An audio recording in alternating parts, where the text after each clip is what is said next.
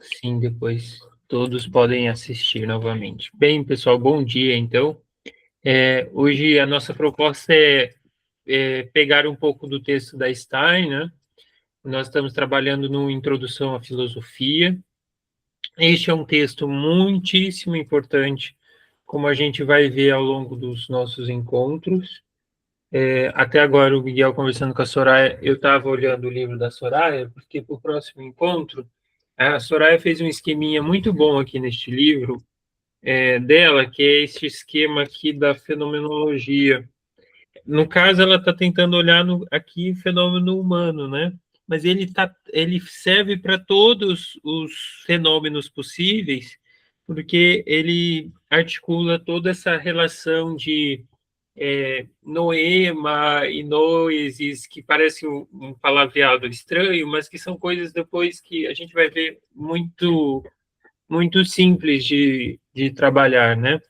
Só que para a gente chegar até lá, a gente precisa passar antes por umas etapas, que é a etapa da Stein questionando introdução à filosofia. E então, o que é filosofia afinal, né?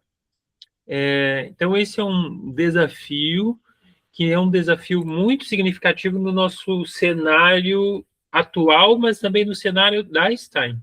Então nós temos que lembrar que no momento dela nós temos uma certa pressão de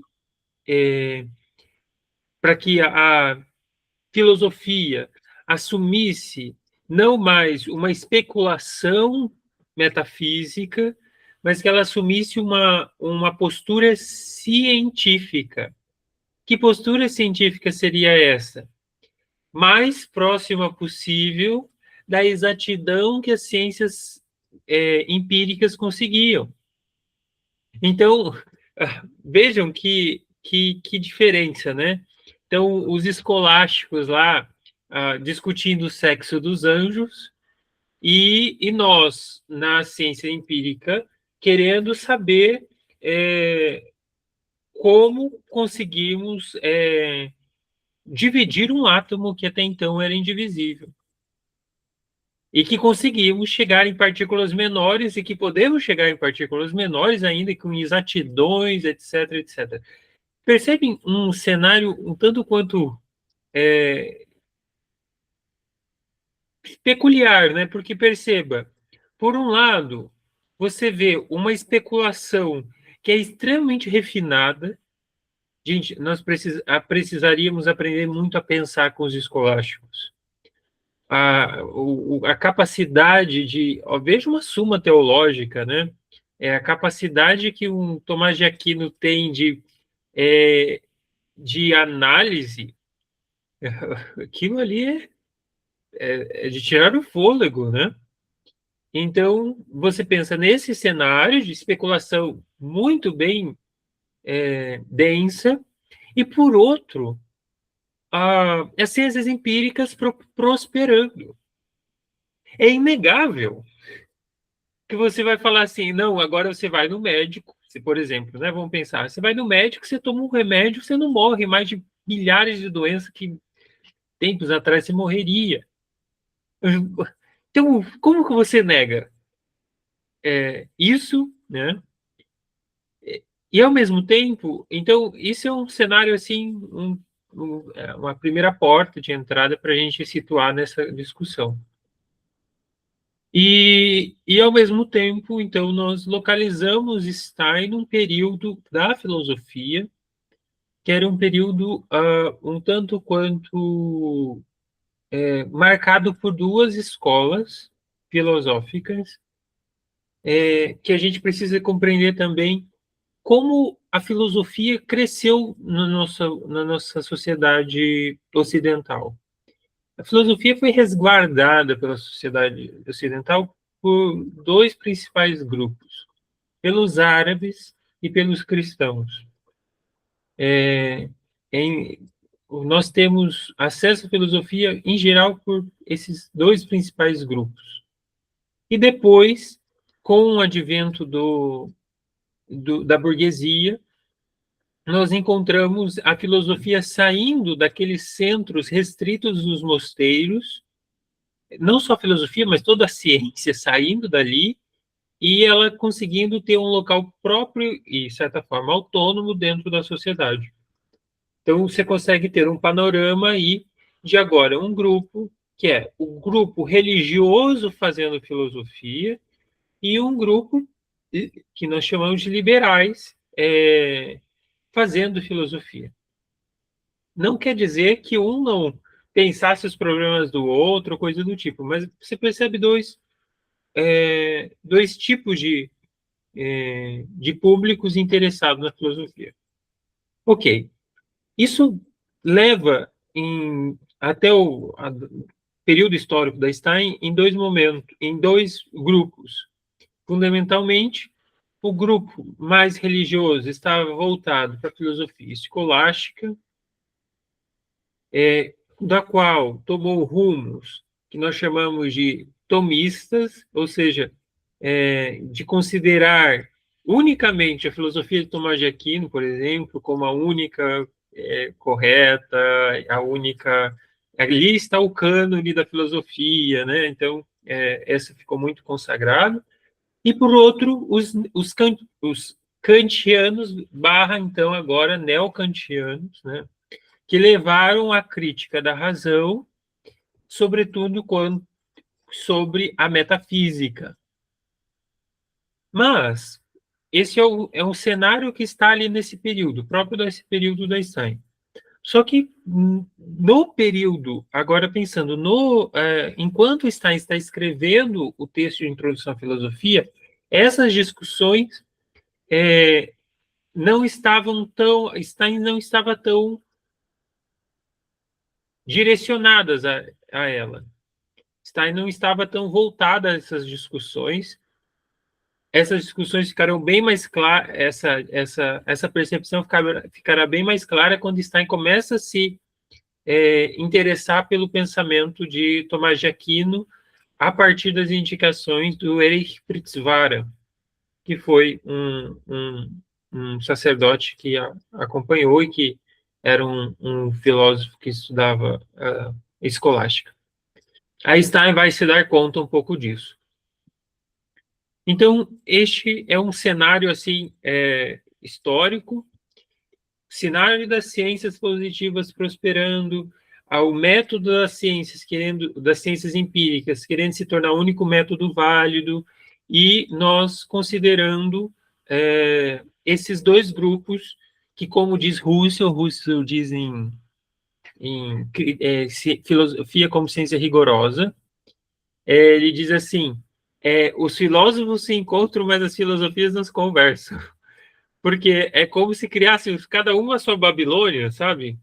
O prédio está lá em cima, mas eles são incapazes de compreender uns aos outros. Então, este é um cenário assim um pouco histórico para nós começarmos nosso encontro. Agora, qual é o contexto dos escritos da Stein, né? Eu tenho que apresentar aqui para vocês uns slides. Deixa eu ver como que eu faço aqui. Aqui.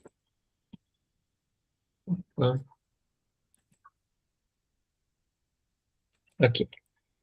Eu vou compartilhar com vocês uns slides. E vocês podem ficar à vontade, que a proposta aqui é a gente conversar, tá? Eu vou dar munição para a gente conseguir conversar. Então, vamos entrar para. Vocês estão vendo? Confirma para mim que agora eu não os vejo. Sim. Sim, perfeito. Então, gente, o que acontece? A Stein, depois, ela faz então seu doutoramento e começa a ser assistente de Russell, né? Nesse período, Stein recolhe muito material de anotações, muito material de pesquisa mesmo, estudando com os textos do Russell, editando, transcrevendo, etc. Então, em 1917, já em 1917, a Stein narra a Ingarden, que era um amigo muito próximo da Stein, e que era um interlocutor assim maior da Stein. Então, se você quer conhecer um pouco de muitas das posições da Stein, precisa conhecer as cartas que Stein dirige em Garden. Nessas cartas, então, numa dessas, aqui eu estou usando a referência das cartas, eu acho que em espanhol, não em alemão. Ela narra, então, que se reuniu um pequeno grupo em torno da sexta Investigações Lógicas de Husserl, né? Se lembra que Stein havia estudado investigações lógicas com Husserl e havia lido investigações lógicas, e esse foi o texto que a motivou a ir estudar com Husserl em Göttingen, né? Em Göttingen. E o texto das investigações lógicas, da sexta investigação, ele é central, porque ele vai tratar sobre o que nós chamamos de epistemologia, ou seja, uma crítica sobre o conhecimento. Então, nesse grupo, é a esse grupo que Stein chama de jardim de infância, kindergarten da filosofia, e ele diz como lactantes, né? Nessa época, então, Stein era assistente de Husserl, lá em Freiburg, ou Friburgo em português. No texto, no original, Stein diz na carta que eles estavam lesen, né? Eles liam, mas não era apenas uma questão de ler, provavelmente também tinha lernen, e estudar, porque a Stein era mais inteirada entre os participantes. Só que esse grupo, isso em 17, mas em Vida de Família Judia, a Stein narra que durante o período do seu doutorado ela também tinha um grupo de estudos em fenomenologia, da qual participava Tony Meyer, Wilhelm Steinberg, Rose Gutmann e Grete Henschel. E olha só, tinha um jovem cego que era tutelado por essa senhora Tony Meyer, que também participava. Eu achei isso super interessante, né? Então, isso provavelmente deve ter sido após o período em que ela trabalhou como enfermeira na Cruz Vermelha, né? Então, aqui nessa foto ao lado é inteligência artificial, né? É uma foto muito boa, porque depois, anos mais tarde, está em 1920, escreve uma carta direcionada a Ingarden, também outra direcionada a Fritz Kaufmann, falando que na casa dela tinha um grupo de estudos em que tinha mais de 30 alunos. Olha só, essa imagem aí eu fico imaginando como não deveria ser, né? Entre 1918 e 19, Stein trabalha na redação de Beitrag, que é o livro Contribuições para uma fundação filosófica da psicologia e das ciências do espírito, da qual está dentro indivíduo e comunidade e causalidade psíquica, né? Não se sabe se desse grupo que eu disse anteriormente, que estava aqui em 1917, e esse que estava ali no período da sua tese, se desse grupo foi o que originou esse grupo maior de 30 alunos, em 1920. Mas é esse grupo de 1920 que Stein fala que ela, em sua casa, ministrava introdução à filosofia sob o ponto de vista fenomenológico. Olha só.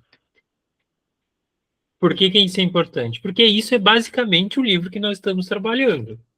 Introdução à filosofia, mas ela não vai fazer uma historiografia da filosofia.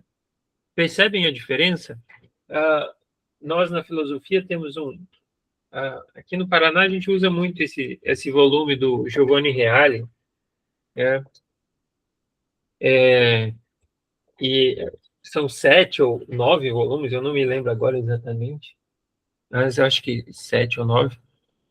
Por exemplo, né, eu estou citando um exemplo de um trabalho que faz. uma introdução à filosofia, mas de um ponto de vista historiográfico. Mas ela diz que ela vai fazer do ponto de vista fenomenológico. E, neste período, entre 1921, Stein também trabalhava na redação de Untersuchung de Estado, uma investigação sobre o Estado que nós já temos em português. Isso é particularmente importante porque você percebe, nesta obra Introdução à Filosofia, está articulando conceitos, articulando ideias que perpassam outras obras daquele período. Contribuições, empatia, investigações sobre o Estado, natureza, liberdade e graça. Então, esse é bem importante. Só que a gente precisa lembrar mais uma coisa, que havia um modo de trabalhar dos filósofos, e que é muito comum, que as aulas eram redigidas, né? Se preparava uma redação.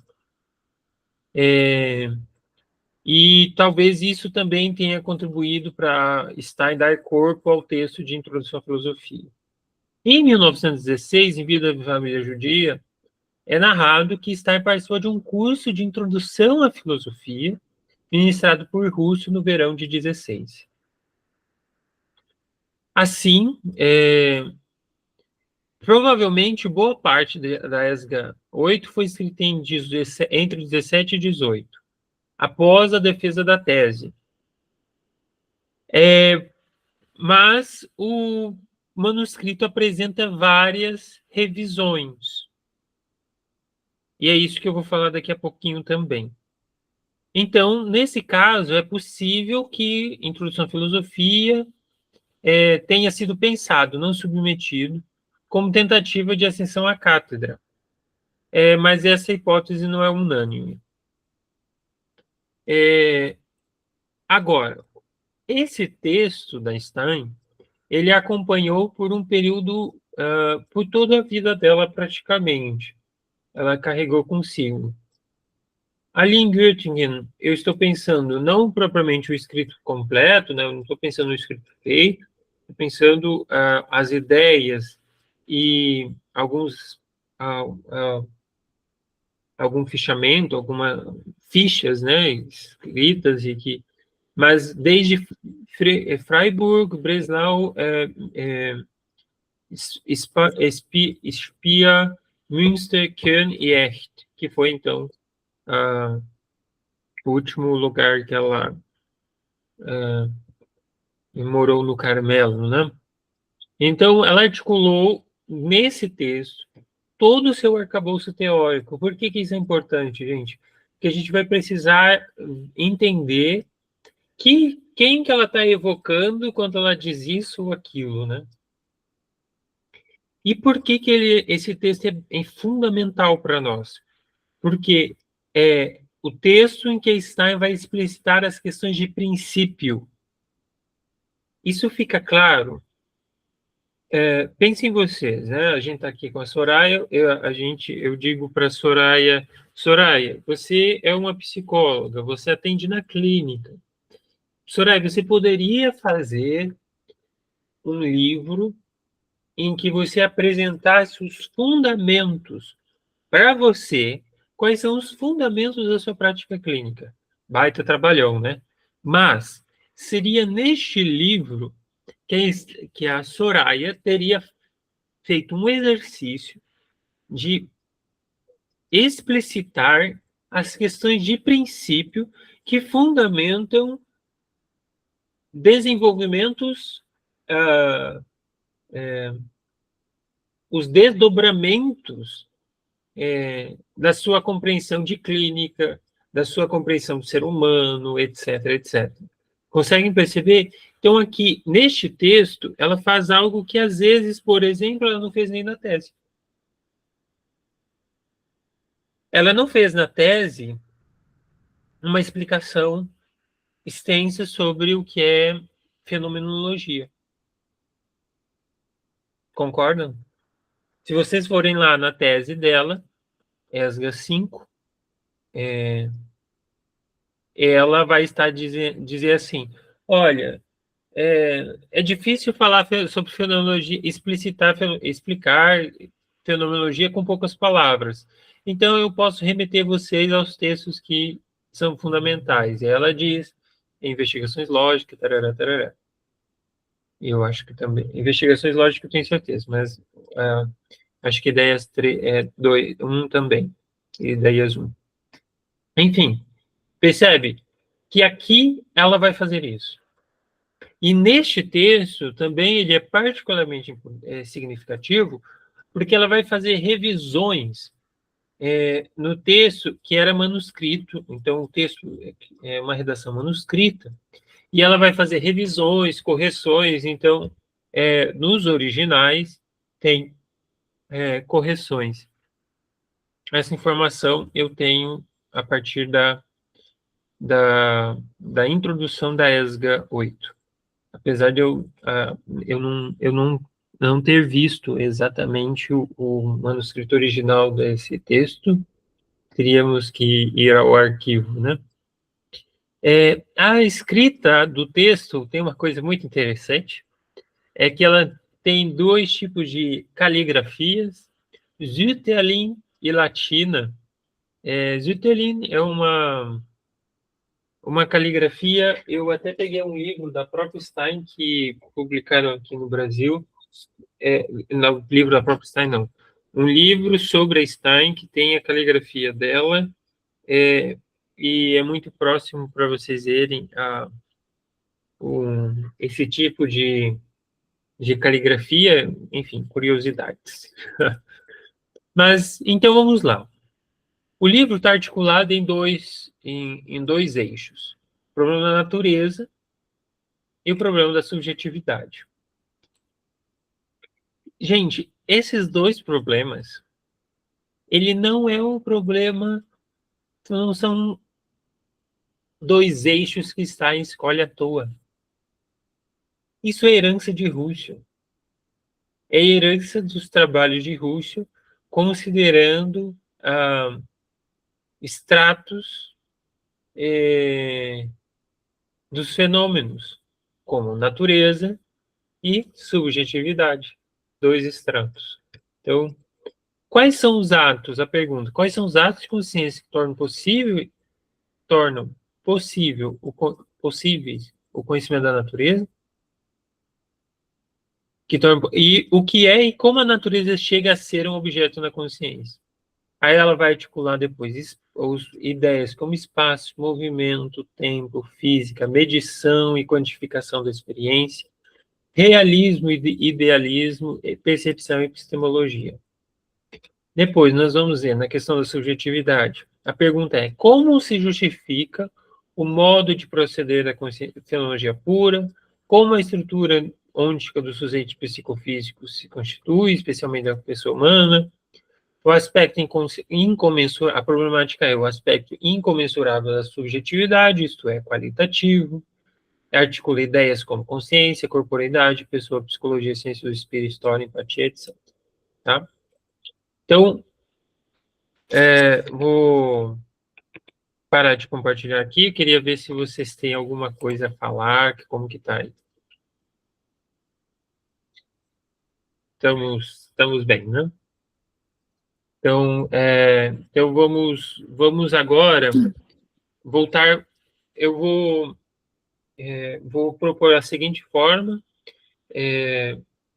Sempre que quiserem interromper, podem ficar à vontade. A gente vai olhar alguns trechinhos que eu selecionei, dois trechos da própria Stein.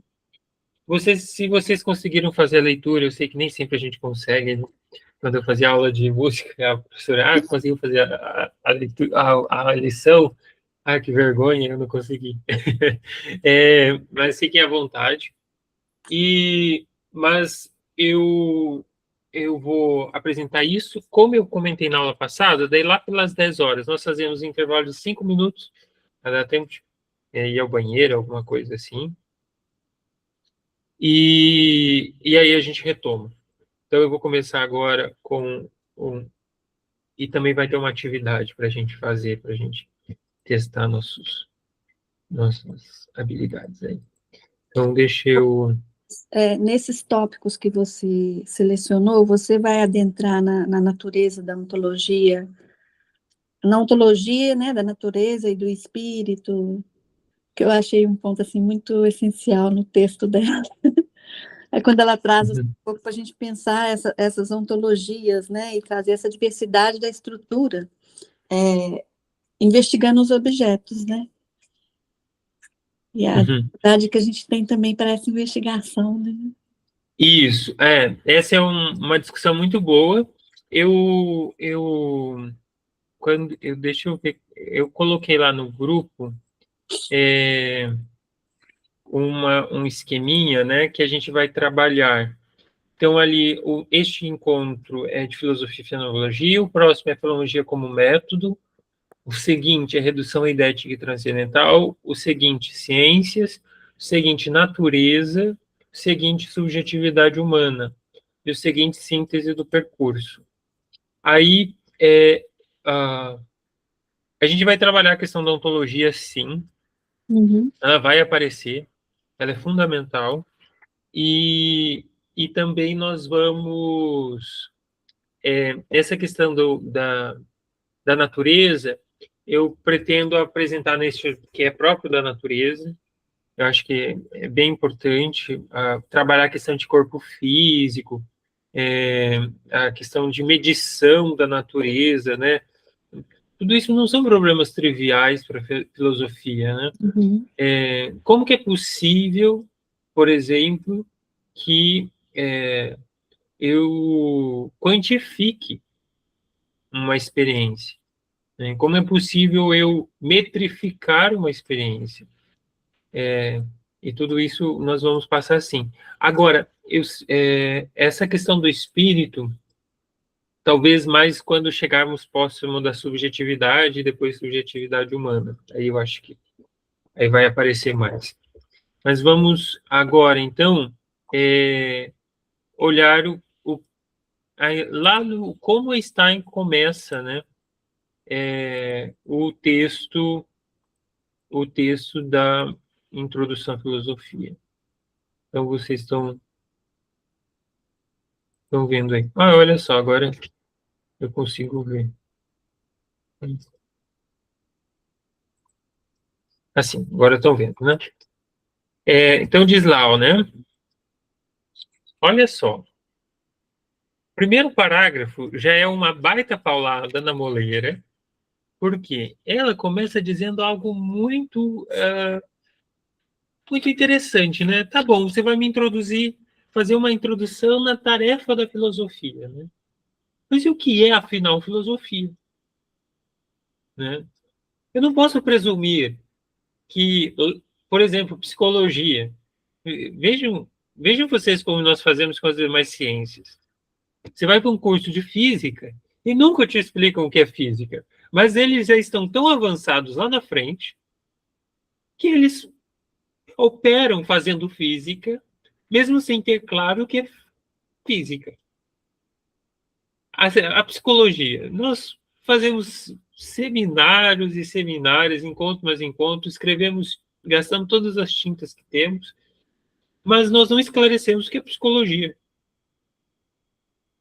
Então, a pergunta dela é muito perspicaz e, novamente, muito introduzida dentro da fenomenologia. Por quê? Qual é a relação da fenomenologia de esclarecimento?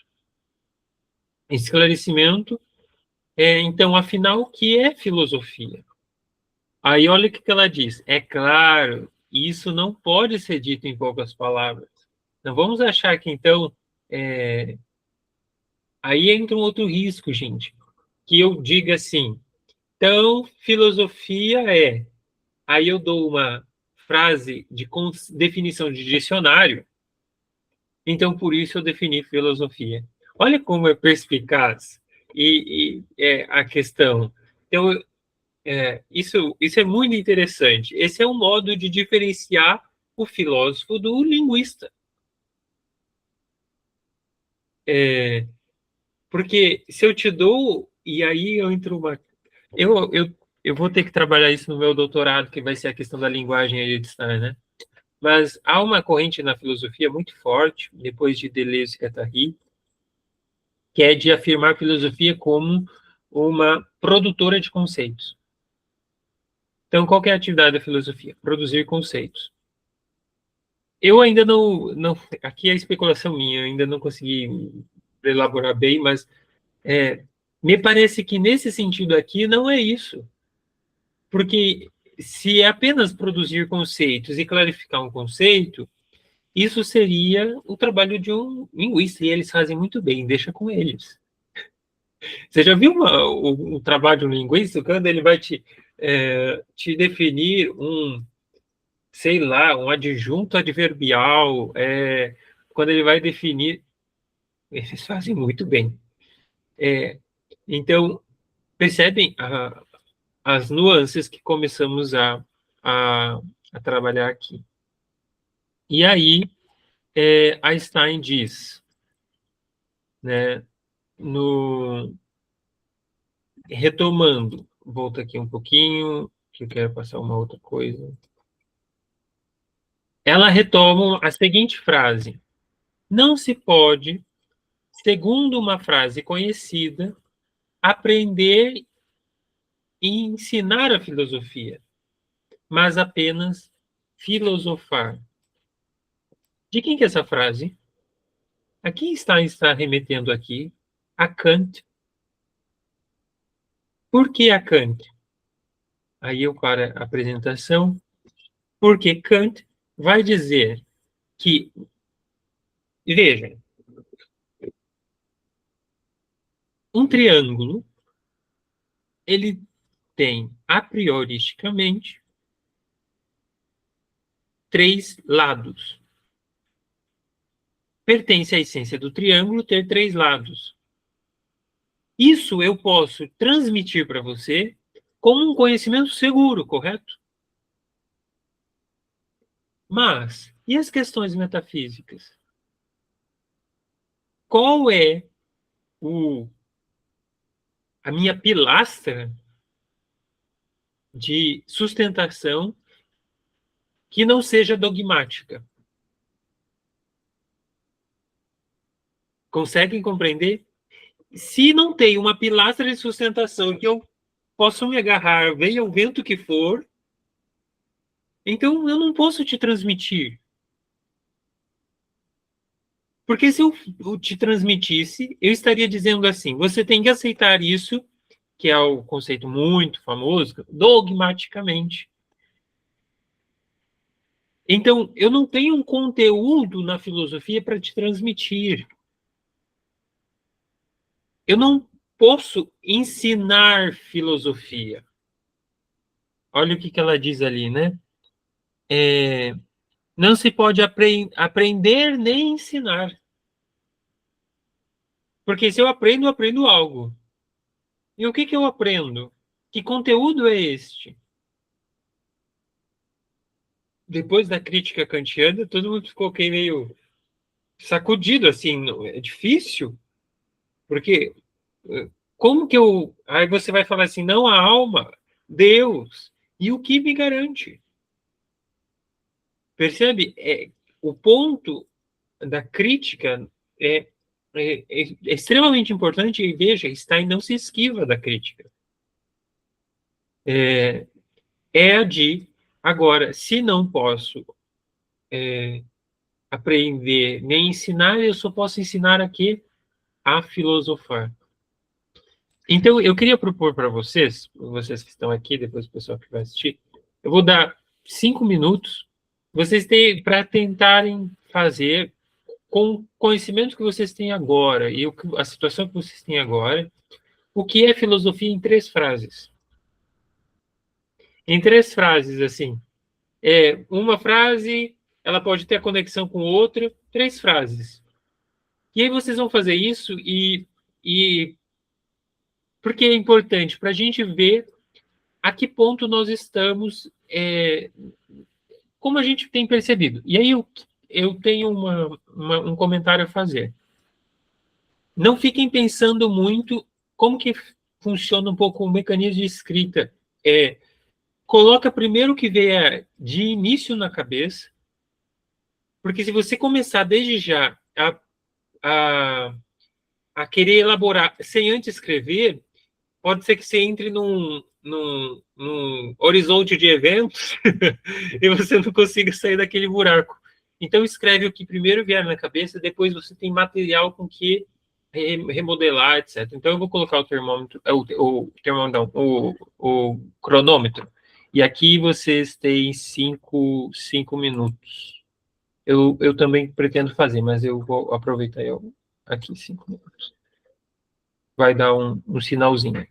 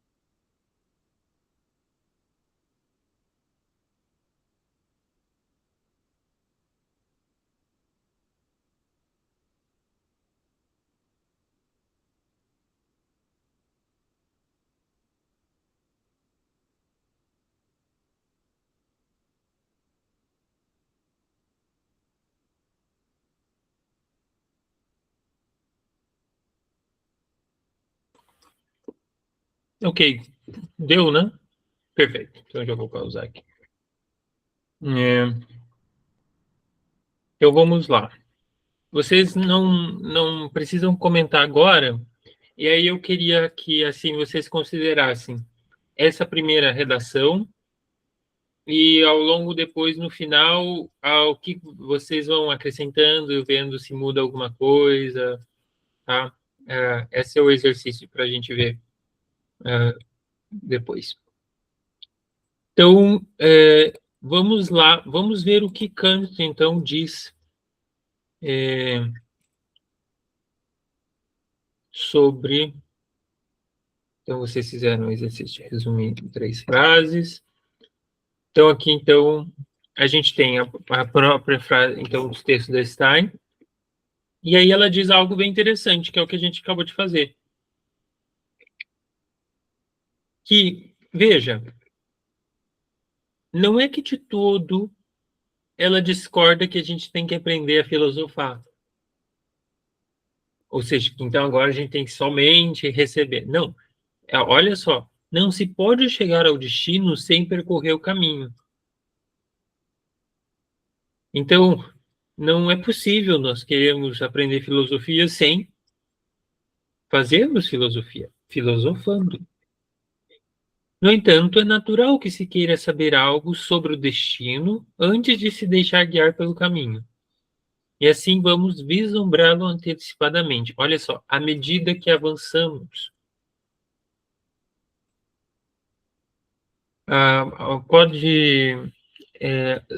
Então, aqui nós temos um trecho do Kant, a Crítica da Razão Pura, em que o Kant vai dizer sobre essa questão de aprender a filosofar ou ensinar a filosofar.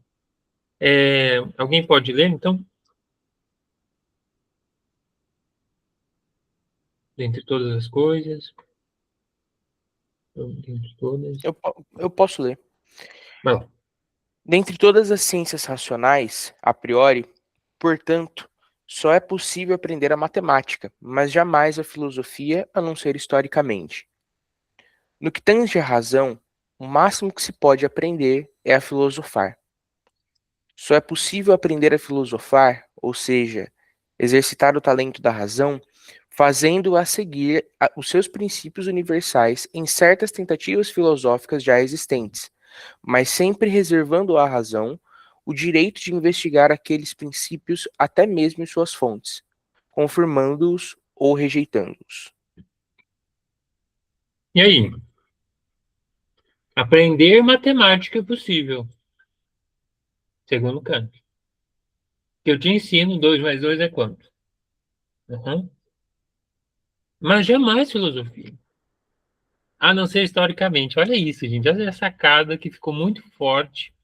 Então, a diferença que ficou bem forte, assim. Então, dizia assim, uma coisa é aprender a história da filosofia. Outra coisa é aprender a filosofar. Não se distinguia essas duas vertentes, então dizia assim, Soraya, você fez um curso de filosofia, mas você não pode ser chamado de filósofo. Ainda hoje é muito forte isso, gente.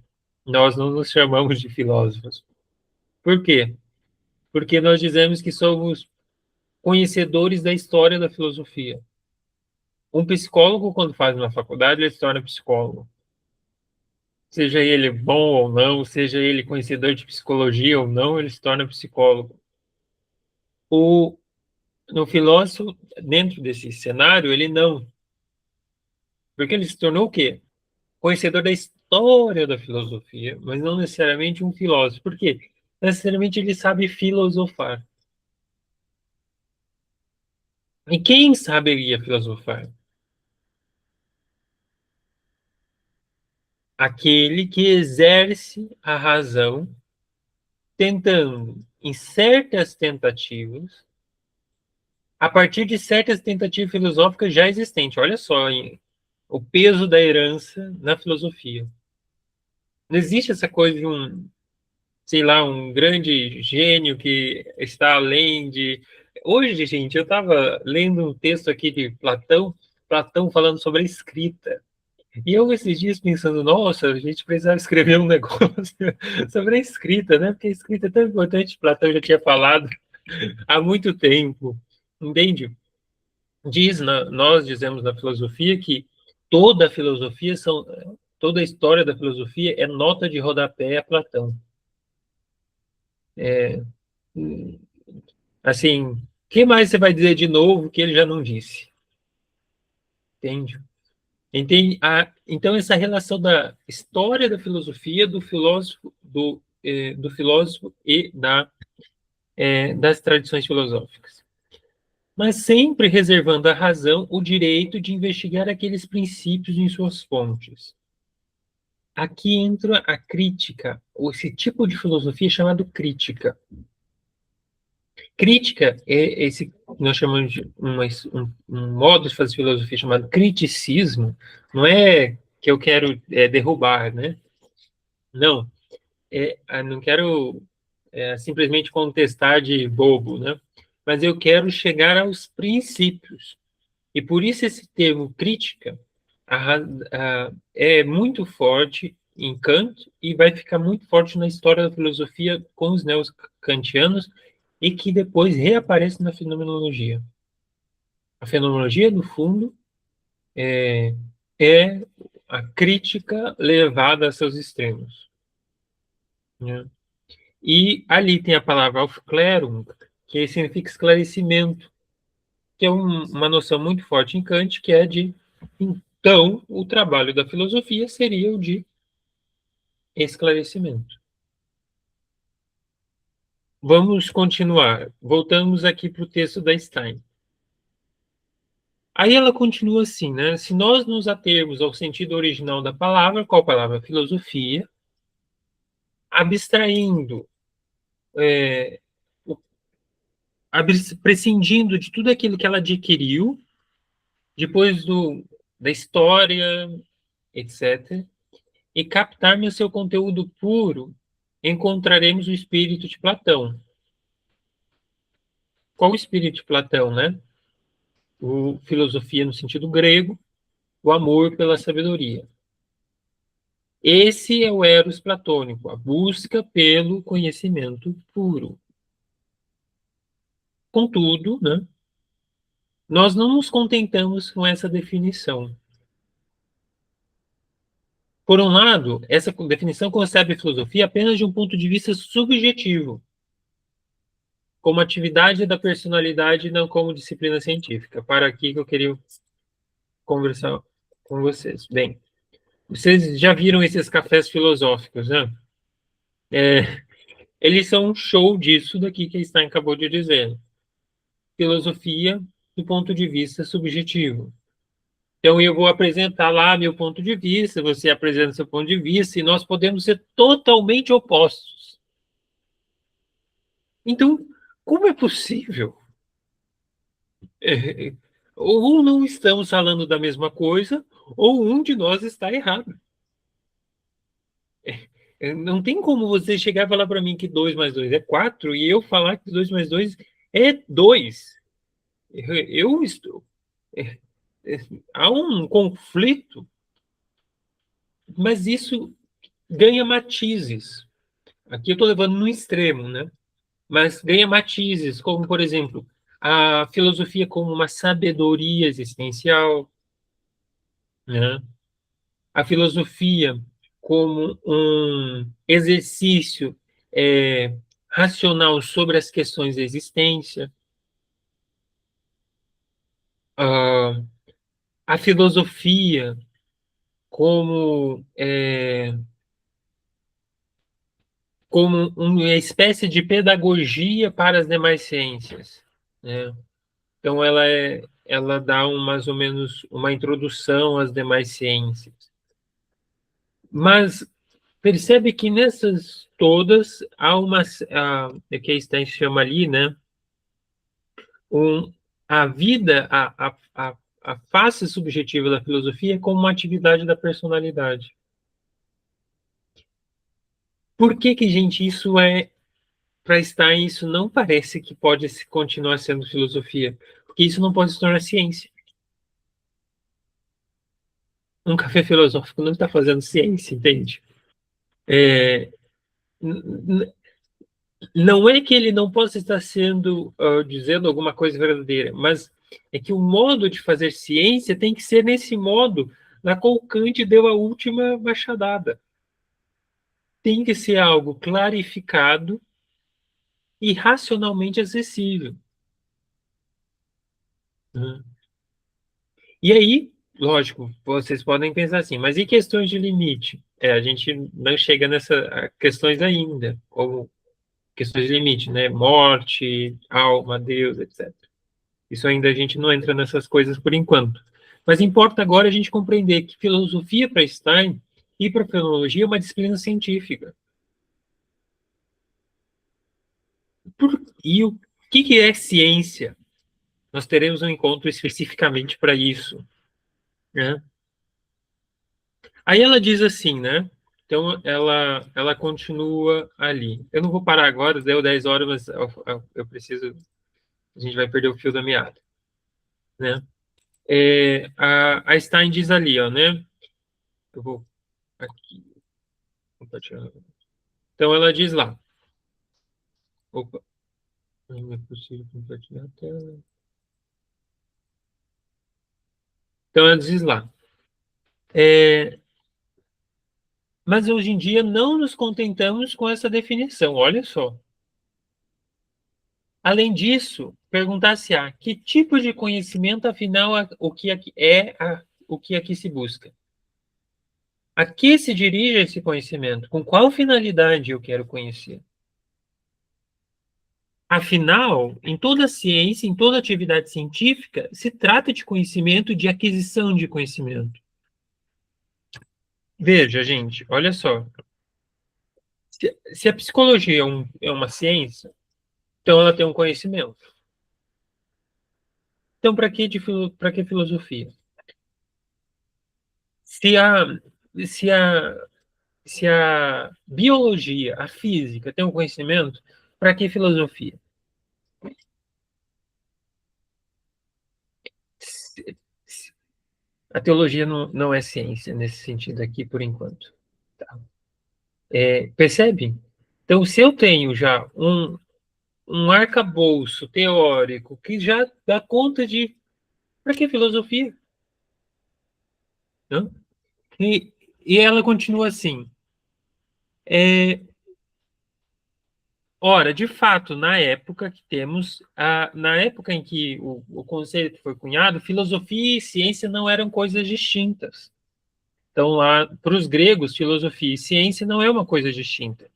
Aqui eu queria recordar daquelas aulas mais basilares que tivemos de filosofia como a mãe de todas as ciências, né? Então, aqui ela está voltando a isso. Então, filosofia e ciência não eram coisas distintas. Talvez seja possível a melhor maneira de adquirir ideias claras sobre o sentido do que é filosofar será de separarmos o impulso original pelo conhecimento, o sentido do filosofar se o separarmos do impulso original pelo conhecimento, antes de apresentar qualquer ruptura e divisão. E agora eu tenho uma pergunta. Qual é o impulso original do conhecimento? Pensem um pouquinho. Por que diabos a gente busca conhecimento? Comercimento, né? Por que a gente busca comercimento?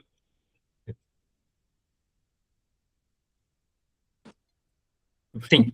Então, eu fico pensando assim, né, quando você pergunta qual o impulso original do conhecimento, porque se a gente pensar no impulso, ele, pelo menos assim na psicologia, ele está E muito ela usa proibido, né? ela usa trib, impulso É, mesmo. é. Então, assim, eu imagino, né, que como a Stein traz para a gente o pensamento de um humano que precisa dessa unicidade, tríade dele, né, eu acredito que esse impulso só possa vir dessa unicidade. Apesar que é muito difícil a gente ver num ser humano mais inteiro, né? E quando ela traz o conceito de individuação, nesse sentido também, né, de tornar-se aquilo que se é, mas respeitando a essência pura, o núcleo identitário, né? Então, assim, eu vejo que esse conhecimento, ele só pode, assim, ele vem gradativamente do ser enquanto ser, estado de ser, aquilo que ele é. mas também através do autoconhecimento, né? Um autoconhecimento que vai amplificando essas partes do pensar, essas partes, né, da capacidade da imaginação ativa que nós temos, e essas expressões que, para mim, são expressões da alma, da psique, mas também de um princípio mais transcendente em nós, sabe? Então, é assim, né? As suas perguntas Uhum. são provocativas, né? E você, Miguel, o que você acha? Eu concordo totalmente com a Soraya que esse impulso, ele tem endereço. Ele tem endereço, ele tem telos, né? Mas de onde vem na experiência, eu penso na ferida. De onde é que ele tá vindo? De onde é que ele tá partindo? Da ferida, né? Da fissura na experiência, na fissura da alma, que diante da realidade de si mesmo e da realidade transcendente, encontra a desorganização. Encontra tanto o sentido, que aí a gente pensa lá no espanto, enquanto esse impulso primordial, que diante da realidade a gente tem espanto, e aí quando perdeu o espanto, ferrou, né? Mas esse espanto, se eu penso, por exemplo, eu gosto muito dos existencialistas cristãos, né? E aqui, pensando na literatura, por exemplo, em Dostoiévski, vem da doença, vem da ruptura, vem da ferida, né? Que produz essa consciência, de certa forma, dissonante, né? E quando eu olho para minha história de vida, e aí por isso que eu valorizo muito essa frase essa fala da Soraya, que aí tem uma questão de autoconhecimento e envolvida aí. Quando eu olho para minha história de vida, desde criancinha, desde lá de sempre, eu sempre vi que a minha relação com querer saber alguma coisa vinha de ferida, veio de sofrimento, veio de alguma coisa que eu percebia dissonante, né? E acho que a maioria das pessoas que eu conheço que se interessam por filosofia também passam por alguma coisa assim na história de vida, né? Ferida. Muito interessante. Mas seriam os pontos subjetivos, né? Exatamente, perfeito, o ponto subjetivo. E aí entra o autoconhecimento, né? Mas Pontos o aí, quê? Desculpa. Os pontos subjetivos. subjetivos, né? Que Pontos subjetivos. a filosofia, eu acho que ela não vai conseguir sair disso, Sim. né? E Consegue sair disso porque é o humano observando o próprio humano. E talvez com a fenomenologia, né, essa subjetividade, ela ganha terreno comum, ela ganha linguagem comum, no sentido de rigor mesmo, né?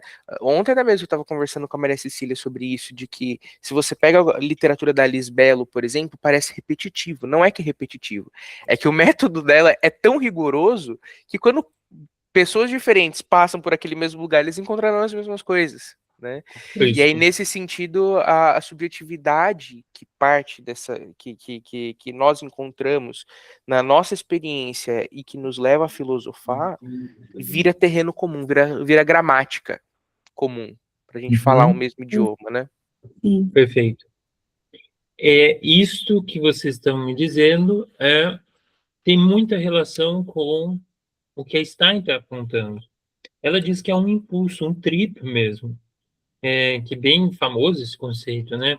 É um impulso. É um impulso ao conhecimento. E qual é a pergunta dela, né? Qual é o impulso originário do conhecimento, né? De que índole? E aí, então, eu volto ao que o Miguel falou. Então, realmente, nós lidamos aqui com o Talmasheim, que é o espanto, ou maravilhamento, ou vislumbramento, deslumbramento, encanto. Gente, isso é fundamental.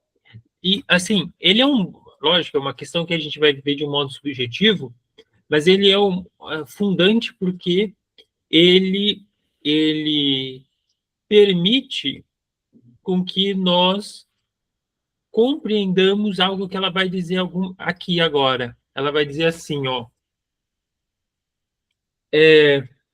o indivíduo observa, de repente, que prescindindo por completo do significado que a coisa tem para ele, esta tem seu próprio ser, sua própria essência. E que a faceta, o perfil que agora se mostra, eu tenho um fotinho. O perfil que agora se mostra para mim, ele tem outros perfis. E que isso é o meu encanto, porque eu percebo uma parte, mas ele tem outros tantos, e que outros tantos eu provavelmente não conheço. E ela continua assim, e que essa faceta que eu vejo é tão somente uma entre muitas, e que talvez não seja sequer uma faceta muito importante, considerada objetivamente. Olha só que interessante, isso daqui aqui nós precisamos entrar, então, em três frentes do conhecimento diante do espanto, do Talmazai, em grego, que é as artes, a religião e as ciências. As artes, a religião e a ciência. Percebam, nós estamos diante de uma faceta. Veja, qualquer faceta do mundo possível. Não há um fenômeno da qual nós não podemos um dia... Veja, olha que interessante. Ela diz assim, ó. No mundo natural, ante o mundo, a subjetividade ingênua é própria do ser humano que vive em sua cotidianidade. Aí depois ela continua. Todo ser humano, enquanto olha ao seu derredor com olhos bem abertos, se encontra entre um mundo de coisas e pessoas em que vive em constante interação. Veja, a gente vive a nossa vida cotidiana, isso daqui mesmo que está acontecendo aqui, né? Mas não tem um momento que algo nos chama a atenção. Este é o momento da iluminação do Talmazai, do espanto. Então, uma faceta se destaca. Quando essa faceta se destaca, ela se revela. Ela diz o seu próprio ser como prescindindo por completo do significado que a coisa tem para a própria subjetividade. Então, eu vejo que isso daqui tem um significado próprio, independente de mim, prescindindo de mim. E que tem sua própria essência. É com esse... Aqui eu acho que é um ponto de contato entre as três frentes. Arte, ciência e religião. O que a gente na religião chama de... Pode falar, Soraya, fica à vontade. Diga. Não, porque assim, a gente vai voltar na pergunta que você fez? Pode falar, é agora, diga lá. Porque justamente eu pensei, né, quando você falou que é filosofia e a gente tentar fazer em três frases, né, acho que foi mais ou menos isso, e eu coloquei justamente, assim, no meu pobre entendimento, a arte acima da religião e da ciência. Então, que a arte é um movimento dessa totalidade do ser humano. Então, eu coloquei assim, né, as frases. A arte de pensar, o logos, a arte que advém da imaginação ativa, porque é uma coisa, né, que a gente não controla, e a arte das expressões da psique, da alma, né? Ou seja, a arte ela é autônoma, no meu entendimento, então ela advém de um lugar acima do nosso logos. É claro que ela precisa de uma construção do logos, né? O pensamento tem esse lugar e tudo. Mas, assim, eu sempre vejo a arte como essa expressão que, às vezes, é difícil da gente alcançar, igual você está mostrando esse objeto aí, né? Não deixa de ser uma arte, né? Ele coisificou, mas ele é uma arte, né? Então, e atrás disso aí teve esse pensar, essa imaginação ativa, teve uma expressão da pessoa, né, assim, que usou as cores, Sim, que usou forma, que usou, sim. né, olha que lindo, né? Então, assim, eu sempre penso, quando eu vou pensar, né, não só a filosofia, mas produções que nós humanos fazemos diante da ciência, das ciências, né, como um ato de arte. E eu acho que a dificuldade, às vezes, que a gente tem, assim, de colocar isso na linguagem das palavras, é justamente porque vem desse lugar, né? Uhum. E aí, assim, tem uma autonomia sobre nós. Isso. Então, aqui é o ponto fundamental desse espanto, maravilhamento, Uhum. desse, desse contato em que uma faceta se destaca para mim. Isso, só que isso. Então, vamos, vamos voltar agora aqui para a apresentação. Cabe uma pergunta para você, Lu? Claro, claro. Uhum. Então, o impulso está vindo aí nesse sentido, né, do impulso do conhecimento. Como que você, assim, percebe essa, esse, essas faíscas do impulso, né? Isso que vai jogando clarificação para esse impulso. De onde viria esse impulso? É, Qual é a origem dele? Vamos chegar lá. Vou tentar, né? Eu não sei também. Eu também fico um pouco em dúvida, sendo bem sincero. Mas a gente vai chegar lá. O Lucas, Sim, talvez o momento de ler as definições seria agora, as frases? a gente pode ler depois, mais no final. Não, Mas, tranquilo. Não, beleza, mas se tranquilo. quiser achar que já é o momento, Ah, talvez, fique à vontade. Ah, então vai lá. talvez. Beleza. Bom, a primeira frase foi o seguinte: a filosofia é a atividade de descrever a realidade a partir do rigor. Então, coisa bem concretona. Segunda frase: filosofia é o ato de se direcionar ao mundo. Então, já mudou de atividade para ato. De direcionar o mundo, ao mundo e à vida para além do primeiro olhar. E a terceira frase: filosofia é o exercício da razão que se assume limitado e inacabado diante de si mesmo e da realidade. Sim, muito bom. Nós vamos. Essa questão da razão limitada, por aqui não irá aparecer muito. Outros escritos da Stein aparecerá mais. Aqui a razão tem uma tarefa muito grande diante dela. Ela não pode nem sonhar em Uhum. querer pensar que ela ainda está limitada. Mas veja, olha que interessante. A razão, sabe quando a gente tem um trabalho muito grande para fazer? A gente não pode se fixar que a gente tem um limite. Me parece um pouco esse sentido. A gente vai se deparar com um limite.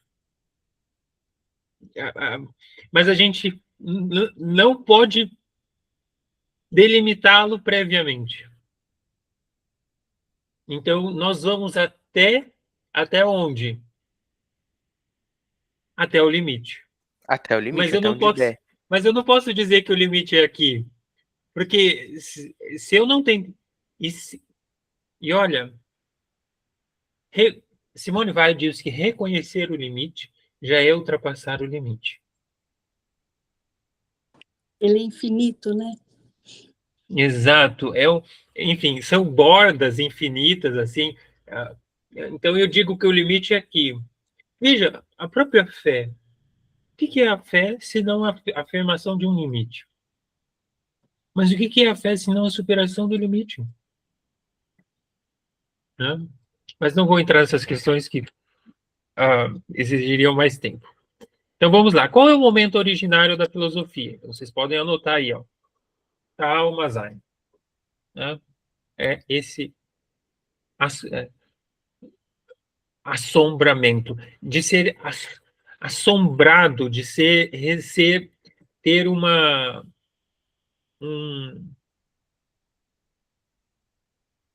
um susto, né? E ao mesmo tempo um maravilhamento. Aí eu queria só voltar na própria palavra filosofia, que vai tentar um pouco responder aquilo que a Soraya havia comentado. De onde provém, então, esse impulso? Né? Lógico, aqui não essa questão não está propriamente no texto da Stein, mas não está dessa forma, mas a Stein está citando, quando ela diz lá no primeiro parágrafo, ou no segundo, deixa eu ver aqui, no segundo parágrafo ela diz assim, amor à sabedoria, ou seja, eros platônico, né? Então, tá e não tá, né? E ela diz assim, então ela vai dizer sobre esse eros platônico. E o que é eros, gente, na mitologia? Vocês provavelmente devem saber mais que eu, que na psicologia trabalham bastante, mas vamos tentar voltar quem seria Eros, né? Eros é um filho. E filho tem que ter pai e mãe, né? Ou tem que ter geradores, né? Então ele é filho de quem? É filho de dois deuses que nós chamamos de Poros e Penia. Que é Poros? Deus da abundância, das festas, do banquete, sabe, abundância, da fartura. Quando eu era criança, eu não entendia o que era fartura. Como assim fartura? Tem bastante. É fartura? É, então, fartura e a penia, a carência, a ferida que o Miguel comentava, né? A fissura, a pobreza, a ausência. Então, parece que de um lado tem e do outro lado não tem. Acontece algo que Platão vai relatar no Diálogo do Banquete, em que se pergunta, então, como que deu, afinal, essa questão de amor, eros. Diz, então, que quando Afrodite nasceu, os deuses fizeram uma grande festa. Entre os convivas da festa estava Poros, que era o deus da riqueza e filho do engenho. No final do banquete, veio a penúria mendigar. O que a penúria, a pobreza faz? Mendiga, né? E a penúria veio mendigar, e ela, como sempre faz quando a alegria, ficou perto da porta. Então, Poros, o deus da riqueza, ele se embriagou de néctar. Havia néctar lá, e ele se embriagou de néctar. Ele entrou no jardim de Zeus, e ali, vencido pelo torpor que o néctar deu, acho que é tipo uma cana de açúcar, né? A gente toma aquele caldo e fica com muito sono. Um hidromel, assim. Isso mesmo. Ele adormeceu. Então, a penúria, que já era pobre, ela deitou-se ao lado de Poros. E quando ela deitou ao lado de Poros, ela concebeu Eros. O que é o amor nesse sentido? O amor é filho de Poros e da penúria. Ele é sempre pobre, diz Platão, e está longe da suavidade e da beleza. Eu acho que tem o próximo slide.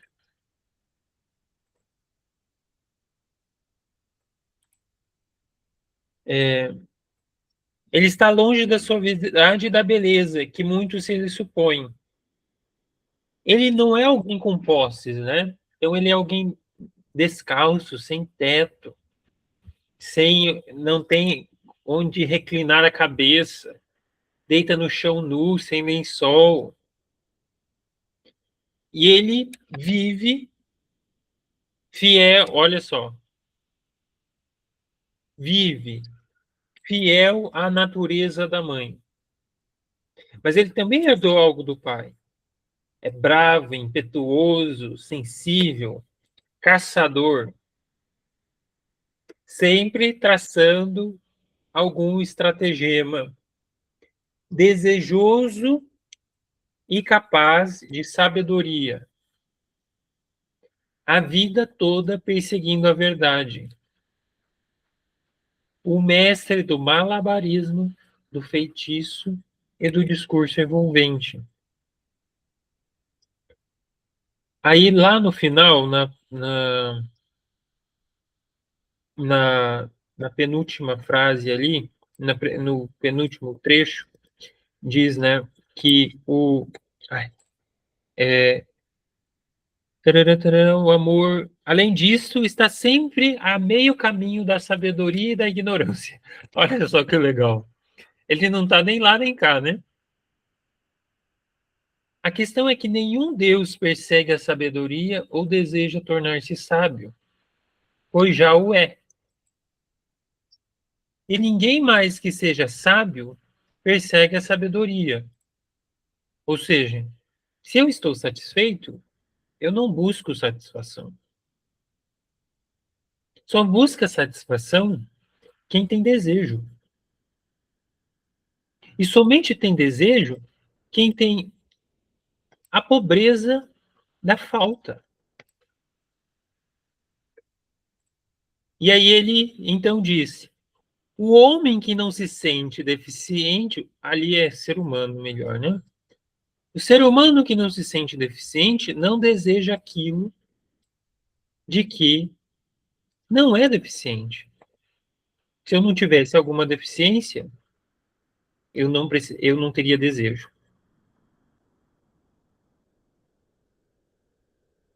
O que isso tem relação com o que a Stein está dizendo aqui? Que há uma deficiência no conhecimento. E por isso que a filosofia é necessária. Porque nós não conhecemos. Mas a gente também não está na completa ignorância. Então a gente viu que ela diz, ali o texto diz que a gente está no meio entre a ignorância e a sabedoria. Deus não precisa mais estudar. Deus não precisa estudar porque ele já detém a sabedoria. Os deuses não precisam. Quem precisa estudar? Os mortais.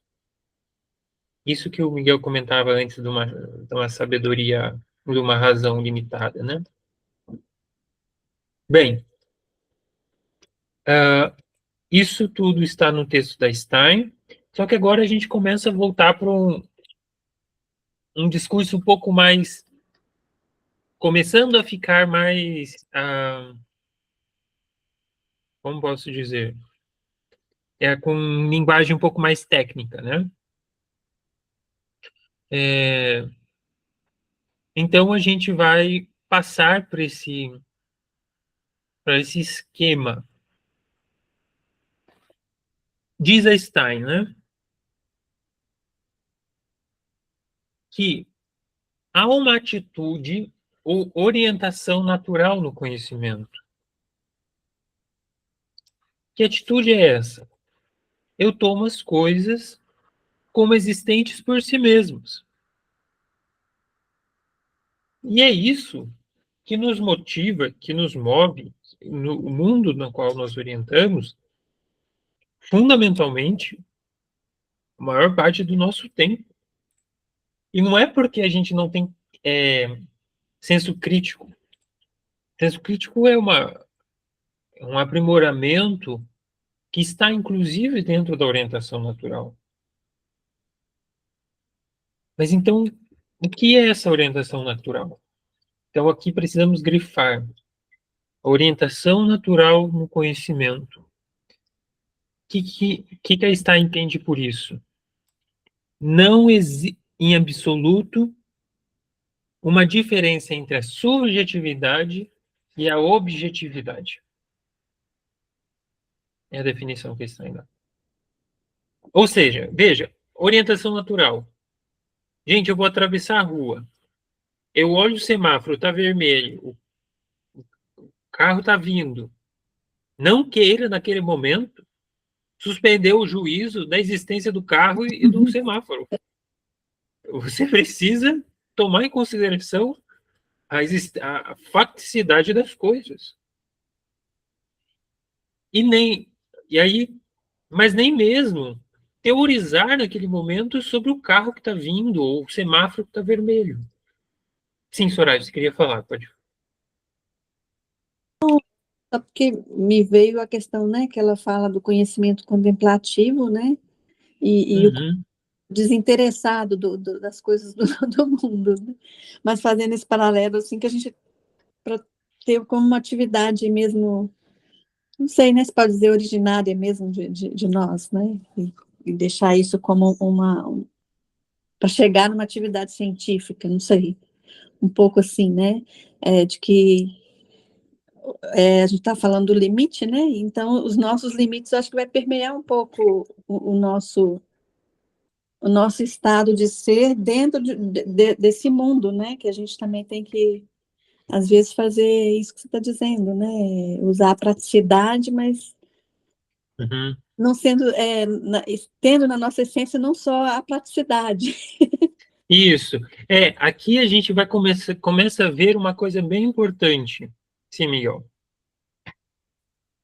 Enquanto a Soraya falava, eu lembrei de uma coisa na psicologia, que aqui nesse ponto, sobretudo na psicologia clínica, nesse ponto a fenomenologia é confundida, especificamente nisso que a gente está falando, como técnica na tentativa de instrumentalização dela, né? Então, existem muitos autores, inclusive, psicólogos e tudo mais, que se dizem de orientação fenomenológica, que eles vão falar sobre uma suspensão, escuta suspensiva, que eles chamam, né? Onde você vai suspender teorias durante a escuta. Só que se você vai fazer uma suspensão fenomenológica, você vai fazer por exemplo, você vai fazer uma redução eidética, né? Como é que você é um observador desinteressado numa sessão? O interesse é sua ferramenta de trabalho ali. Né?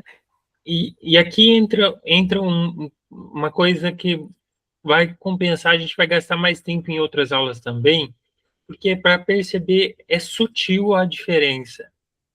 Então, para estar em até orientação teórica está na orientação natural. Então a gente vai ver isso. Porque o que a gente entende? Orientação natural é acrítico, a gente entende como se fosse algo negativo, não é algo negativo. É uma postura epistemológica. Única e exclusivamente isso. Isso, na clínica, lógico, você precisa suspender coisas suas. Sim, claro. Você tem que suspender suas técnicas também para conseguir ver essa pessoa, etc, etc. Só que não está ainda na orientação natural e não é exatamente o que está nos tratando. Mas ela pode nos ajudar a fazer, assim, analogia, mas ainda não nos permite compreender até onde vai chegar as consequências disso daqui. Mas, assim, para eu chegar a identificar um mundo, o que é necessário? Uma subjetividade. Isso mesmo, você ia falar consciência? Não. A subjetividade, eu acho que ela tem esse lugar, mas a subjetividade é tudo isso. Exato. Menos é até o nível inconsciente, né, e coletivo. Isso. Uma subjetividade. Só que subjetividade é essa? A Stein usa como Sim. Pode, eu não ouvi, desculpa. Como põe entre parênteses muitas coisas que fazem parte da vivência, da experiência, né, subjetiva. Isso. A gente vai ver isso daqui a pouco também, porque como pôr entre parênteses questões, como eu escolho o que pôr entre parênteses e o que não expor entre parênteses, é um problema. Por que eu ponho isso e não aquilo, né? Então, vamos lá. Einstein usa o adjetivo desperto, sujeito desperto. Por quê, gente? Porque um animal também também é um sujeito. Há no animal uma subjetividade, por exemplo, mas não necessariamente ele é desperto. E aí ela diz assim, outro adjetivo, desinteressado. Aqui, desinteressado também é uma coisa que eu acho que é onde dá o gancho de a gente compreender desinteressado apenas assim, sem querer ganhar algo ou conseguir algo a partir disso, né? Eu não busco conhecimento que eu quero ser inteligente, etc. Que é uma discussão dos gregos, né? Porque eu busco a sabedoria porque eu tenho amor a ela, né? E porque, no fundo, eu sou pobre dela também. Eu quero ela, mas também não a tenho, né? Mas aqui tem um outro sentido de desinteressado que o Russell usa.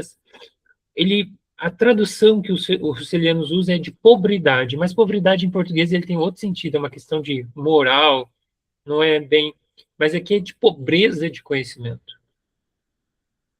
O que é pobreza de conhecimento? Soraya tem contato com esse fenômeno aqui.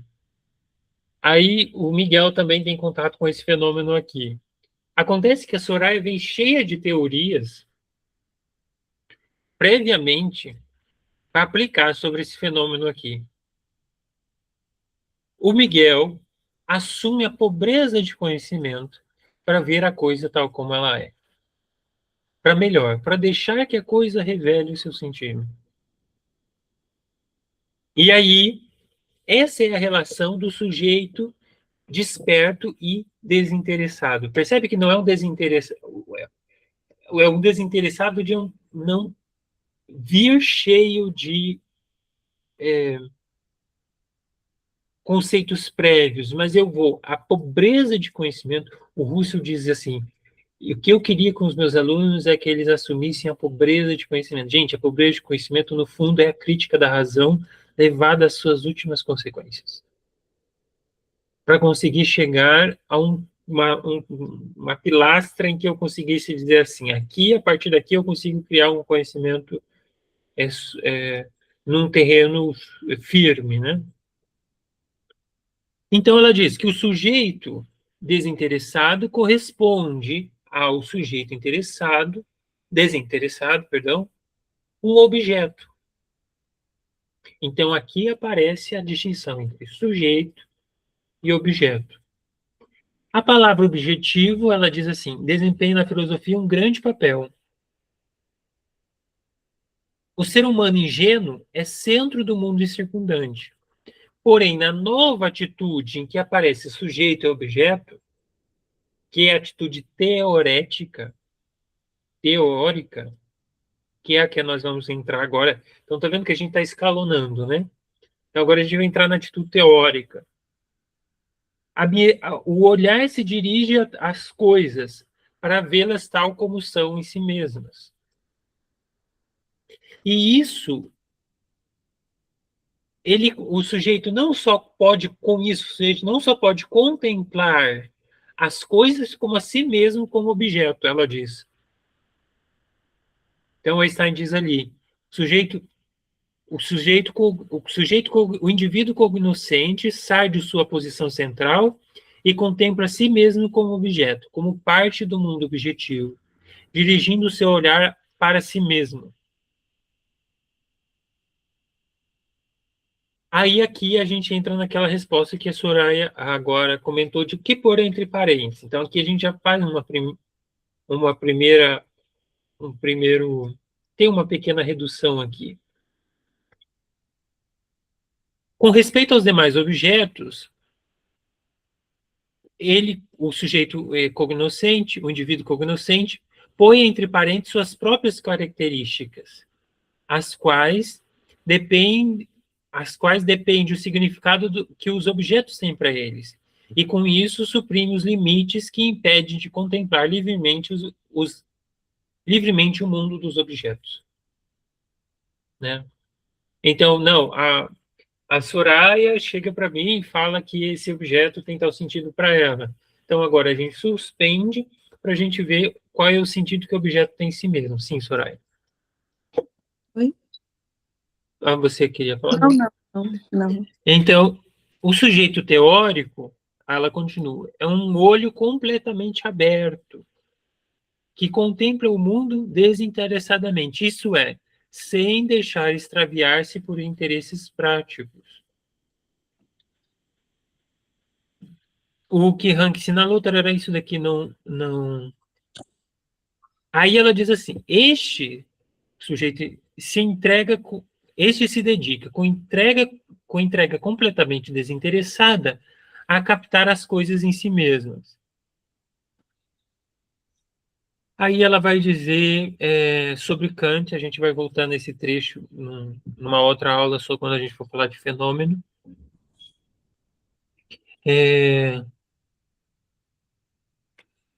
O interesse teórico, que é o impulso original à contemplação e conhecimento desinteressado do mundo, nele devemos ver a fonte originária de toda atividade científica.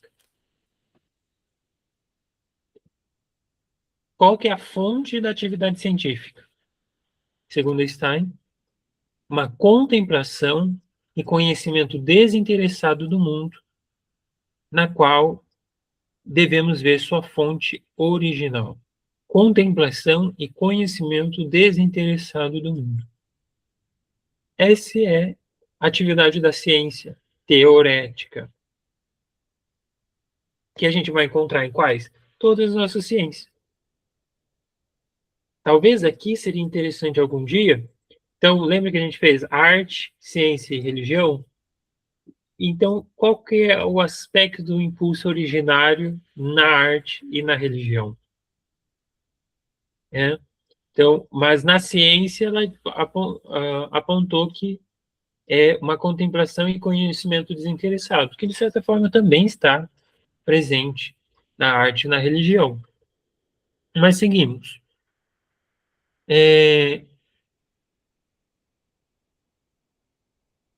Então, Ô, Lucas, quando... Sim. Você acha que, mesmo, né, a gente dizendo assim, do conhecimento da razão, como que também, né, pode ser contemplado, igual ela coloca aqui, né, como que ele suprimiu os limites que impede de contemplar livremente o mundo dos objetos. E, às vezes, na própria história da ciência, a gente vê esses limites, né, porque é cada ciência tentando responder o seu lugar da ciência verdadeira, vamos dizer assim. É, eu entendo, assim, pelo menos quando ela se coloca nesse lugar de já responder como uma ciência verdadeira, aí já está um limite interposto por ela mesma, né? Porque a ciência se complementa e não o contrário, mesmo que seja de epistemologias diferentes, né? Então, eu fico pensando no nesse significado, né, dessa relação que a gente ainda vai ter entre o objeto e o subjetivo, no meio aí talvez esteja esse limite, né, que a Edith Stein vai, né, com essa orientação russeliana, propor para a gente também repensar. Isso mesmo. Por exemplo, quando a psicologia diz que o ser humano deve ser compreendido a partir dos seus sentimentos e das suas atividades anímicas, e a física diz que o ser humano deve ser compreendido a partir de sua composição material, o que nós estamos lidando? Nós estamos lidando... Exato. Mas será que apenas fazer um mexidão resolve? Não, também não. Então, mas é aí que entra a tarefa da fenomenologia. Esclarecer o meu acesso originário ao conhecimento e que possibilita que tanto a física quanto a ciência permite elas dizer sobre tais aspectos e se dedicar sobre tais aspectos. A gente vai ver bastante isso sobre quando a gente for falar sobre ciência, a relação entre fenomenologia e ciência. Porque, então, não é apenas que a gente vai fazer um mexidão em tentar colocar todas em diálogo. Por isso que ela vai mais radical. E sim, ela coloca um limite.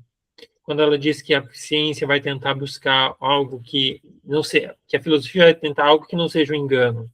Ela diz isso naquele texto sobre Tomás de Aquino, Ruth Tomás de Aquino.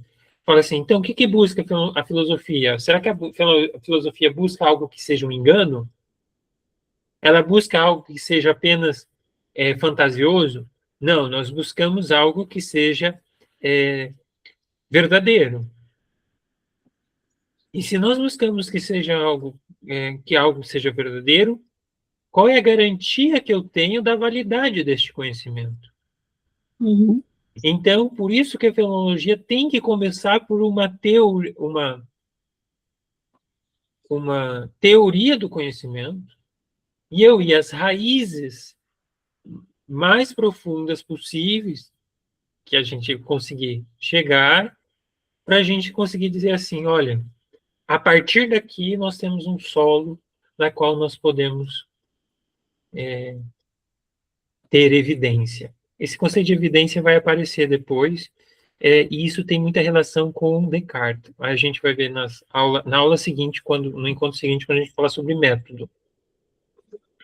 E aí ela diz assim, isso que a Soraya acabou de falar, né? Essa atividade de voltar sucessivamente a distintos objetos fez com que surgissem diversas ciências. Uhum. Então a gente vê lá, ó,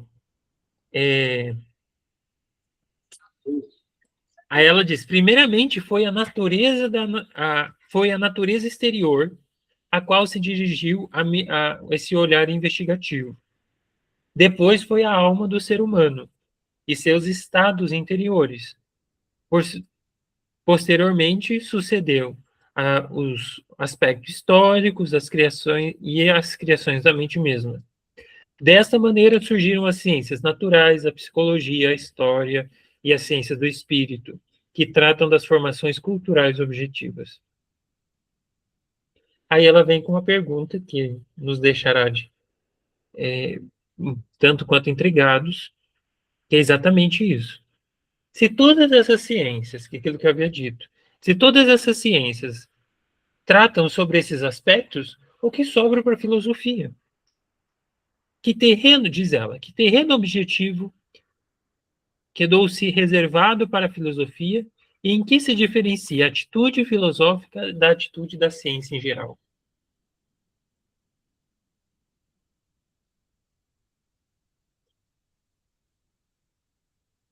Aí, algumas coisas eu não vou comentar agora,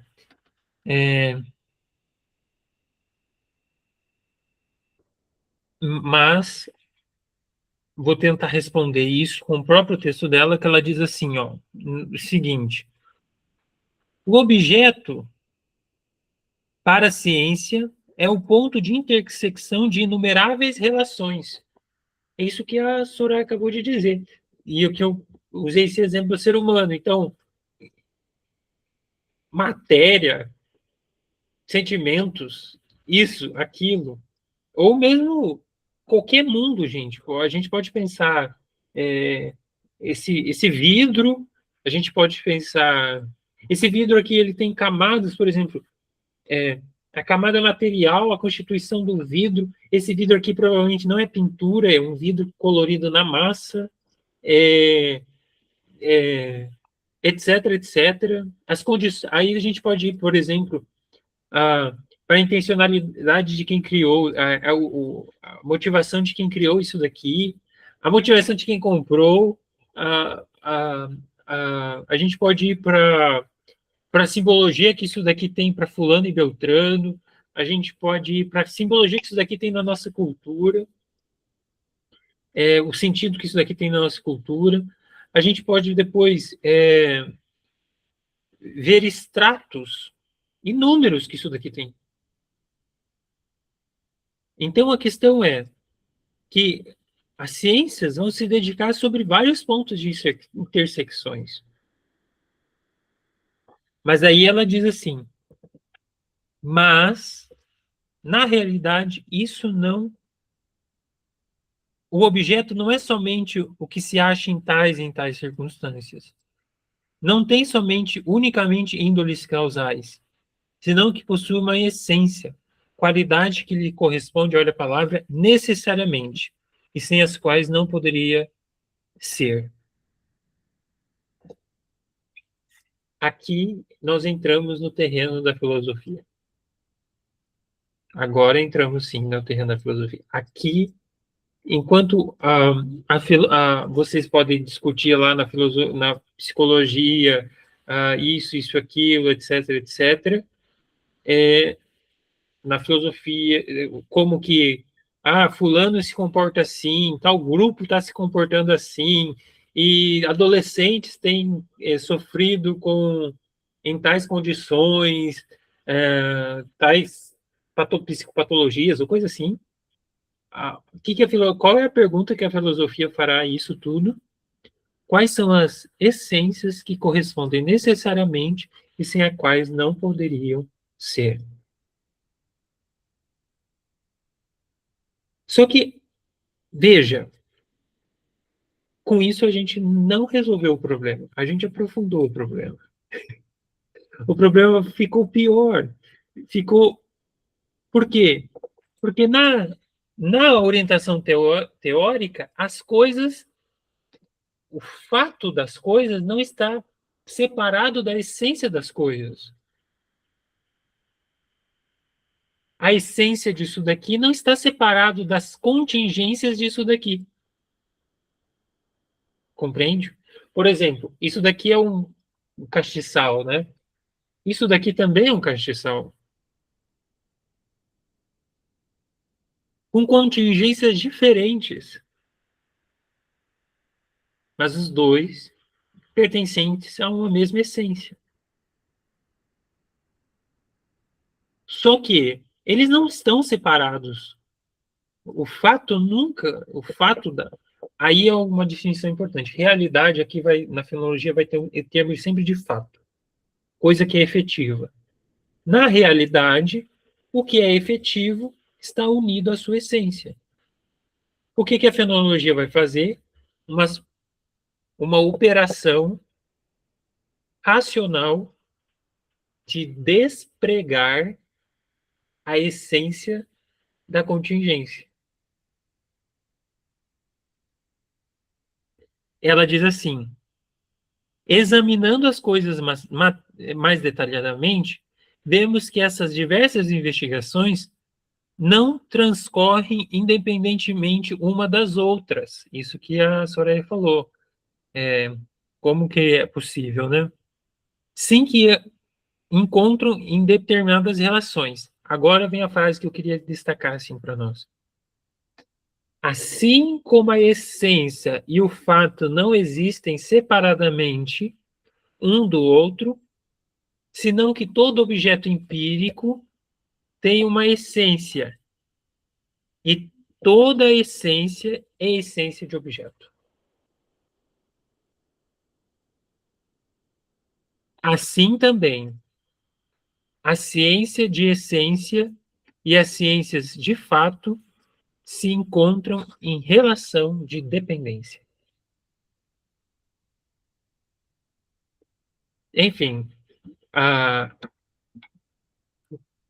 aqui demos um primeiro passo rumo à compreensão do horizonte da filosofia como o horizonte das relações de necessidade. Das relações de necessidade. Não é necessário que isso daqui tenha tal e tal cor.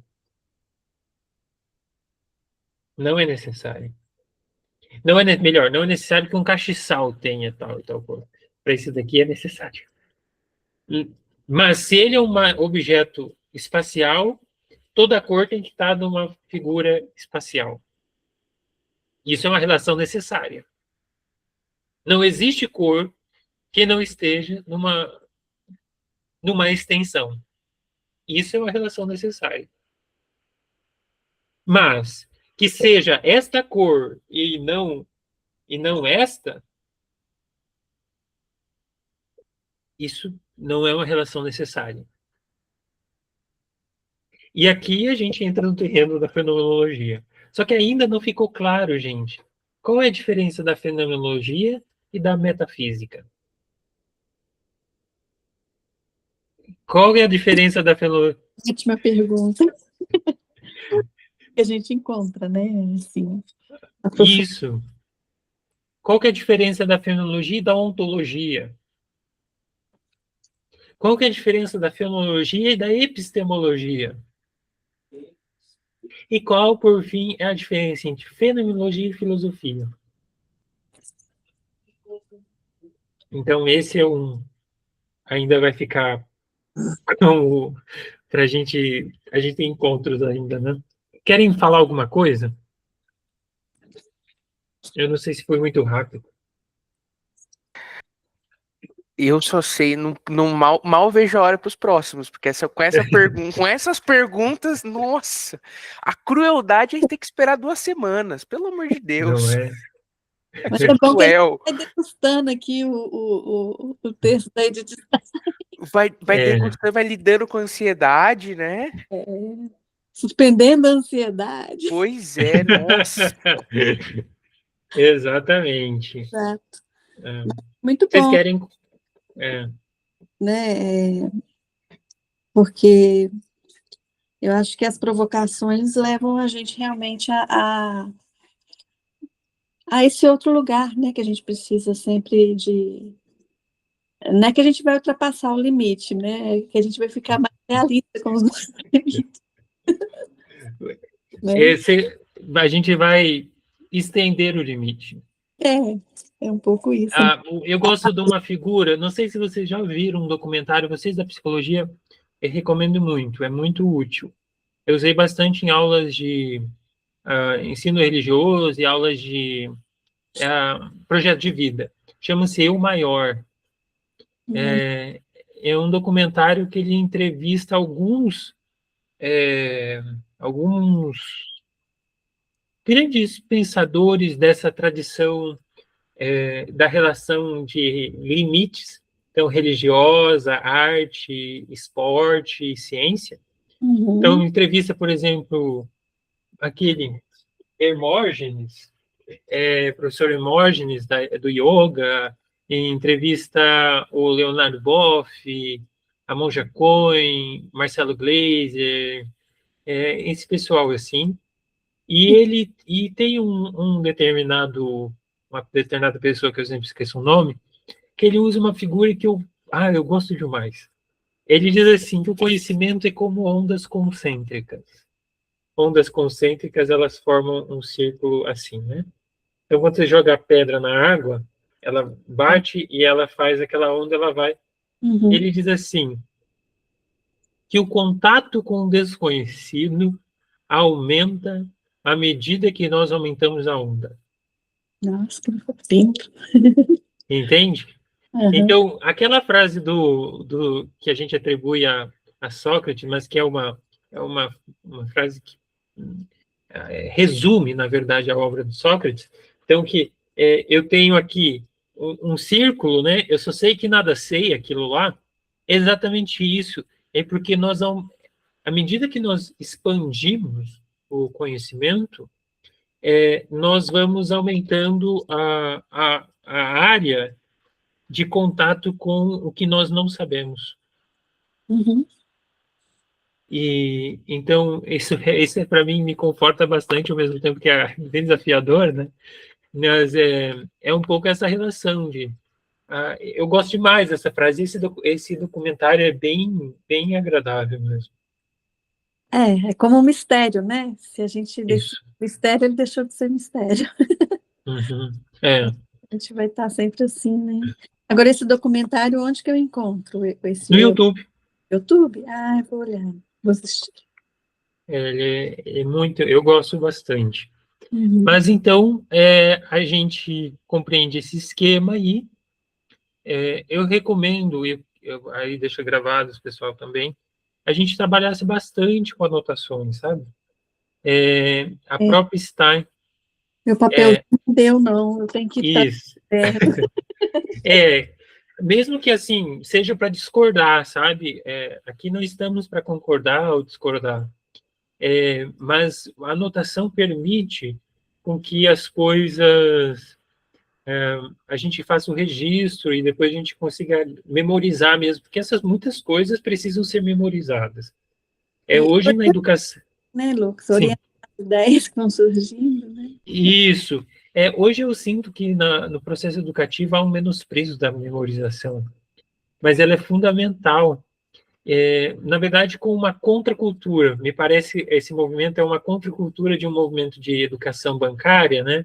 Em que eu transmito para você tudo e que daí você, como só um vaso, um receptáculo, né? Uhum, Mas nesse contra-movimento nós dizemos não à memorização. uhum, Mas a memorização ela significa trazer para o coração, né, que permite depois ser recordado, voltar ao coração então essas coisas ajudam a gente a memorizar, né? Só vou passar aqui o que será para o nosso próximo encontro. Aí a gente já, opa, aqui é outro. Então, o nosso próximo encontro, dia 9/5, será sobre fenomenologia como método. Aí vocês leram o primeiro trecho, o trabalho da filosofia, né? Que foi a, a, a tarefa da filosofia, o trabalho da filosofia. Agora será o trecho método. Ele é um trecho relativamente curto, mas denso. Então, eu pensei em deixar esse pequeno trecho para a gente trabalhar na próxima aula. Tudo bem? ótimo. Ok. Eu vou encerrar com uma frase aqui que para mim faz muito sentido em todas as minhas nos meus estudos. Deixa eu ver se ele não vai querer passar.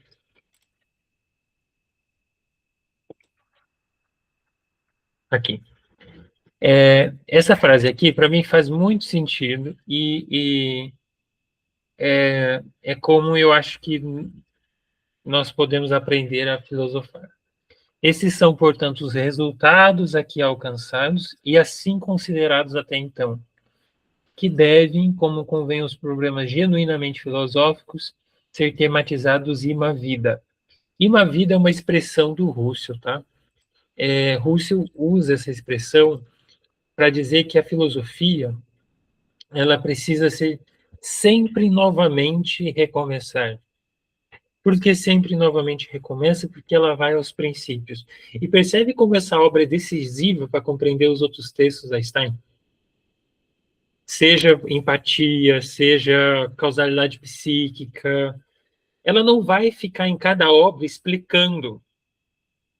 Tipo, não, aqui em cada obra que ela for começar, ela tem que explicar o que é fenomenologia, ela nunca vai fazer o trabalho dela. Então, aqui me parece esse espaço. E na vida também tem um sentido outro que eu tive contato recentemente, que eu vi um vídeo na internet, por acaso me apareceu, de uma pessoa explicando dessa expressão em alemão, que é não somente sempre novamente, mas sempre mais. Então, sempre novamente, mas sempre mais. Então, cada vez que eu volto e que eu vou do início de novo, isso me permite dar também um passo além. Ao mesmo tempo que volto, dou um passo além. E assim, acho que... Obrigado. Foi bom, não? Da minha parte, eu gostei. Foi ótimo, obrigada, Lucas e Miguel. Muito bom mesmo. E reitero, mal vejo a hora do próximo.